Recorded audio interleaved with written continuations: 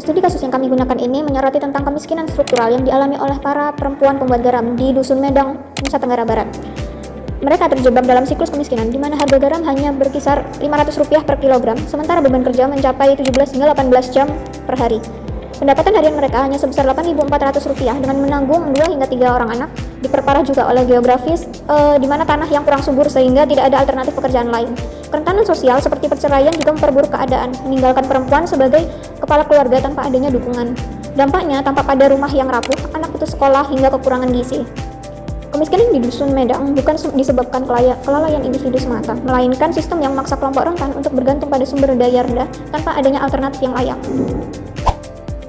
Kondisi kemiskinan di Dusun Medang berdampak besar pada kesejahteraan masyarakat secara keseluruhan. Penghasilannya rendah dan sumber daya alam yang terbatas, membuat warga sulit untuk memenuhi kebutuhan dasar mereka, seperti makanan bergizi, kesehatan, dan pendidikan. Akibatnya, banyak anak mengalami kekurangan gizi, produktivitas kerja yang menurun, serta kualitas hidup masyarakat yang semakin rendah. Karena pendidikan tidak menjadi prioritas, banyak anak putus sekolah dan memilih untuk membantu orang tuanya bekerja. Hal ini memperkuat siklus kemiskinan yang sulit diputus. Karena tanpa pendidikan yang memadai, peluang mereka untuk memperbaiki taraf hidup menjadi semakin kecil. Secara keseluruhan, kemiskinan ekonomi, rendahnya pendidikan, dan masalah kesehatan ini saling berkaitan untuk membentuk sebuah dampak sosial yang meluas, yang mana menjadikan kesejahteraan menurun, menghambat pembangunan desa, serta melemahkan kemampuan masyarakat Dusun Medang untuk berkembang dan mandiri. Jadi, terdapat beberapa penyebab utama yang menjadi permasalahan di Desa Medang. Yang pertama adalah kemiskinan struktural yang terjadi berkepanjangan dengan penghasilan yang sangat minim. Lalu yang kedua, itu beban kerja yang sangat berat dengan jam kerja fisik yang sangat panjang. Lalu yang ketiga, terbatasnya sumber pendapatan yang didapatkan oleh petani garam ini sehingga mereka tidak mampu memenuhi kebutuhan sehari-hari.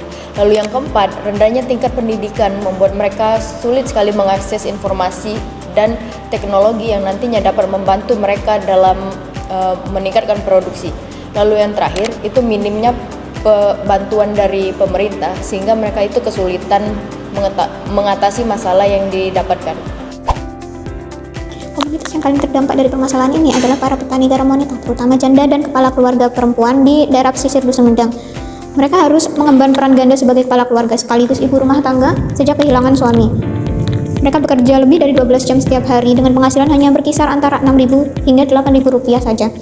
Hal ini membuat mereka hidup dalam kemiskinan, bahkan banyak keluarga hanya bisa makan 1-2 kali saja per harinya. Selain itu, kurangnya pengetahuan akan garam beriodium dan minimnya modal serta teknologi membuat produk mereka sulit bersaing di pasaran. Akhirnya, mereka harus terjebak dalam produksi tradisional dan hasil ekonomi yang stagnan. Anak-anak mereka pun banyak yang putus sekolah demi membantu orang tua, yang menghasilkan kemiskinan terus diturunkan dari generasi ke generasi.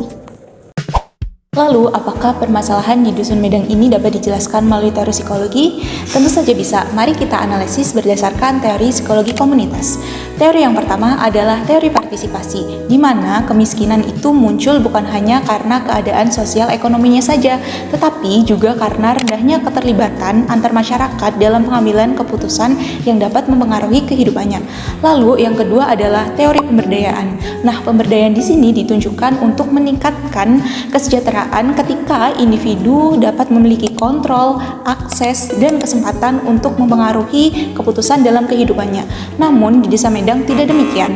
Lalu yang ketiga adalah teori sistem ekologis, di mana kesejahteraan masyarakat itu merupakan kombinasi atau perpaduan antar level, mulai dari level individu, mikrosistem, ekosistem, makrosistem, dan kronosistem.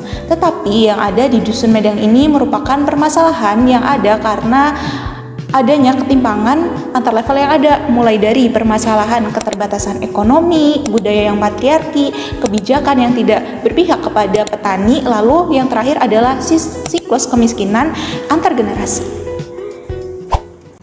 Oke, bareng aku kita analisis apa aja sih variabel psikologis yang menjadi penyebab dari kasus kali ini. Yang pertama adalah learned helplessness atau ketidakberdayaan yang dipelajari. Secara sederhana, ini adalah perasaan pasrah dan tidak berdaya yang muncul setelah seseorang berulang kali terpapar pada situasi yang tidak dapat dia kendalikan. Pada kasus Dusun Medang, pada perempuan ini bekerja keras secara fisik namun secara ekonomi hasilnya nihil. Akhirnya mereka menginternalisasikan keyakinan tidak ada tindakan yang dapat mengubah keadaan kami, sehingga sehingga mereka secara pasif dan memilih kondisi tersebut apa adanya.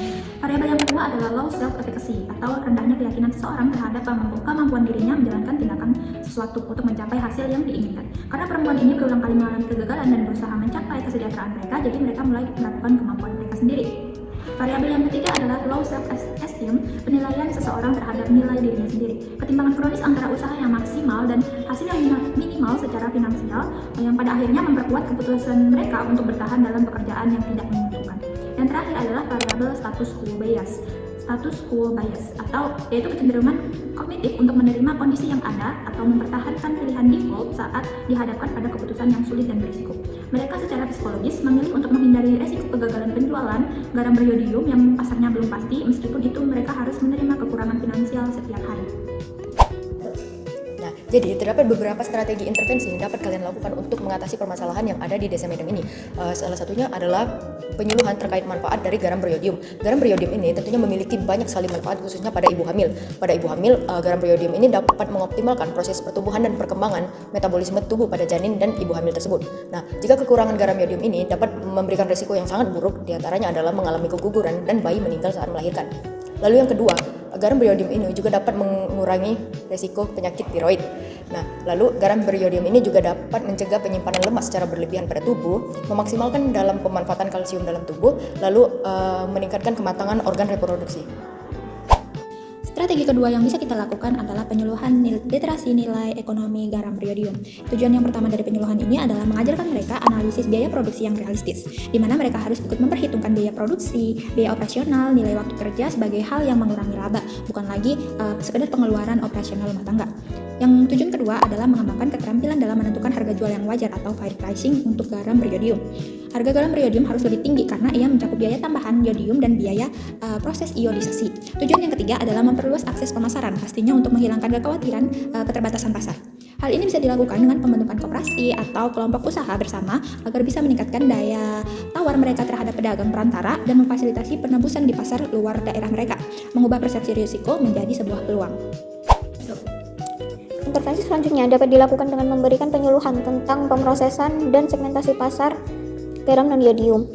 Untuk proses pembuatan garam non-iodium sendiri dapat dilakukan dengan beberapa langkah. Langkah yang pertama yaitu dengan pengumpulan air laut, di mana para petani garam akan mengalirkan air laut melalui pasang surut ke dalam kolam penampungan. Lalu langkah yang kedua adalah proses evaporasi, di mana air laut dibiarkan di bawah sinar matahari hingga menguap. Lalu langkah yang ketiga adalah pembentukan kristal garam. Air yang telah menguap perlahan akan membentuk kristal garam, lalu dikumpulkan secara manual untuk dikeringkan kembali demi menjaga kualitas. Lalu proses yang terakhir ada penyaringan dan pengemasan. Garam akan disaring untuk menghilangkan kotoran, kemudian dikemas sesuai kebutuhan pasar.